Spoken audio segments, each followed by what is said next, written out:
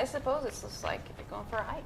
You observe nature, you daydream, you think about dinner, you think about what you're going to do next week. When I get off of a 24-hour shift, a lot of times I just need to decompress, and that seems to be a really good way to do it. It keeps me very calm. I'm a pretty calm person anyway, but it keeps my emotions really stable. The thing that I find is you feel like you can solve a lot of problems while you're out on a long run or during a long race and all that. People who don't run ultras think we're crazy until they do it, and they're like, oh, there's something to this.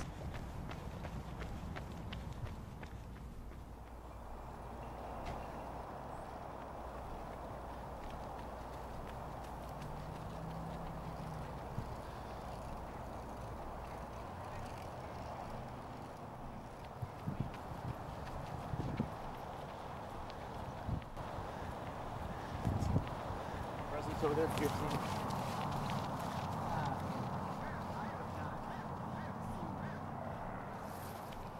Ultramarathoning is technically is anything over 26.2 miles. The standard distances are 50 kilometers, 50 miles, 100 kilometers, 100 miles, and then they usually go into timed events such as 24-hour races, 48-hour races, all the way up to 6-day races. Most ultramarathons are trail and involve some mountains, and there's rest built in because you come to an aid station and you gotta get your bottles filled and you might grab some food. For a 50-mile run, what I like to do is start with some long, slow mileage, build up my base, doing like a back-to-back on the weekend, so do maybe a 20-miler on Saturday, a 30-miler on Sunday. Training for the 100K World Championships is a little mix of training for a road marathon and training for any ultramarathon. My key workout was a 32-mile run on the pavement at race pace, which my goal race pace is 7:30 miles. 1982 was the first ultramarathon that I ran, so American River 50-miler. That was a condition of getting promoted to black belt in karate. My karate instructor decided to throw that in there. I was born with deformed legs from the knee down. They were shaped in the form of a C. Right off, they told my parents that I was never going to be able to participate in sports. I definitely would never be able to run. I might not be able to walk. So basically what they did is they put traction on my legs. I went in once a week and straightened them out just a little bit. The first time I actually walked on my own was the day before I got into first grade. As the checkups started coming in, and they're going, well, things seem to be going okay, but still, definitely no sports, no running. That's all I needed, really, was to tell me that I couldn't do something. And people, say, oh, boy, you can't run that far, or you can't run that long. I'm going, oh, yeah? All right. Well, I'm going to do it. I have not always been a runner. I have always been very active and did team sports in high school.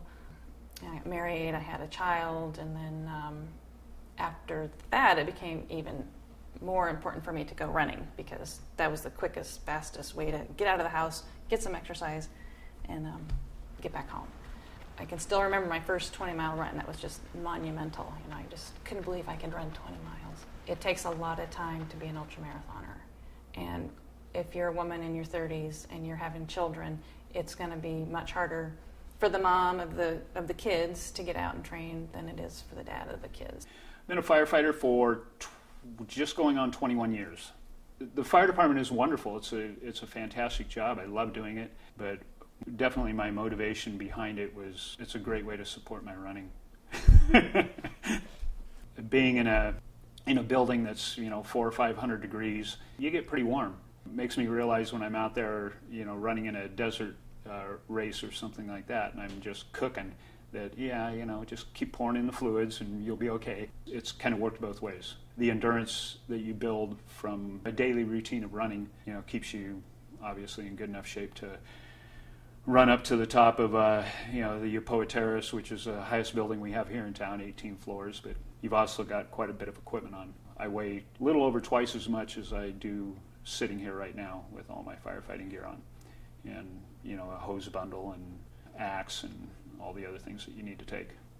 I was assistant coach for Corvallis High School cross country I was asked to help out by the head coach, who's male. He just didn't know how to relate to high school girls. It's been really fun, very rewarding. I really enjoy running with that age group. Giving massage, I feel like I can bring something to my clients that are runners or athletes of any kind, really. Not just knowing my body, but just understanding the mindset of an athlete, and being willing to listen to them about what it is they need and understanding that. My dad was an incredible influence in my life. He was my hero, my best friend. Yeah, I think my dad is probably my number one fan. I usually run Boston Marathon every year. Drives all the way out to Boston to watch me run.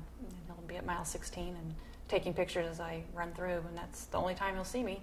For the first couple of years when I was competing, he would jump in for the last 10, 15, 20 miles and run with me, and that was really great. When he could no longer run, he would show up at the races, and cheer me on and be at the aid stations and hand me, fresh water bottles and things like that. He was definitely into it. I think about him every day. You can probably look around this room and see at least a dozen pictures of him. My husband died this last summer, and he was sick. He was sick for 4 years, but from April until August, those 4 months were incredibly intense. At the same time, I'm still running and still training because that's something we both wanted. I keep thinking, boy, if I wasn't running every day, I'm not sure how I would have dealt with that kind of pressure. With the ultra running community being very close-knit, I had a ton of support throughout all of it from them. The ultra community is a pretty unique group. We have a fantastic group here in Eugene. It doesn't matter what your ability is or what your aspirations are or whatever. If you think you want to run an ultramarathon, we try to mentor as many people as want to come out and run. We're competitive with each other, but also really super supportive. We're cheering for our buddies we're competing against as much as we're cheering for ourselves, basically. One of the things that I think is really, really unique about ultramarathoning is the fact that older people can still do well at it. For instance, Meghan, has won numerous national championships as a 49-year-old, and that's amazing. She's also won a couple of races outright, beaten all the guys in the field, all the women in the field. I'm a couple of days away from turning 54, and I won both the 12-hour races that I ran this year.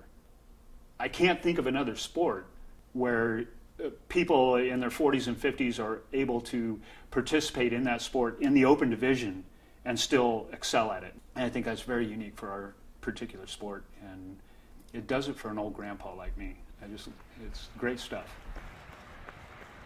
Racing versus training. The day-to-day training is what is more important to me. The racing is a good thing to point to, but getting out the door and putting in the miles is definitely what does it for me. I would keep running the way I do, I think. I like all aspects. I like the short, easy days. I like the days where I'm running all day long. I like going to the track to see how fast I can go. I like planning my day and my life around my run. I don't see that changing. I see a day where I won't be as competitive, but would still want to go and participate. It's about just seeing all this beautiful country, 3 or 4 days worth of walking type terrain in a short period of time. You're home for dinner.